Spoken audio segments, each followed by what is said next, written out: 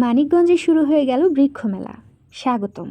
আমরা বৃক্ষ রোপণই করি না, লালনও করি। আয়োজনে জেলা প্রশাসন ও সামাজিক বন বিভাগ মানিকগঞ্জ। শুরুতেই ধন্যবাদ এত সুন্দর একটি উদ্যোগের জন্য। আগামী 15 আগস্ট হতে 21 আগস্ট পর্যন্ত মানিকগঞ্জ বালক উচ্চ বিদ্যালয়ের মাঠ প্রাঙ্গণে থাকছে 7 দিন ব্যাপী এই বৃক্ষ মেলার আয়োজন।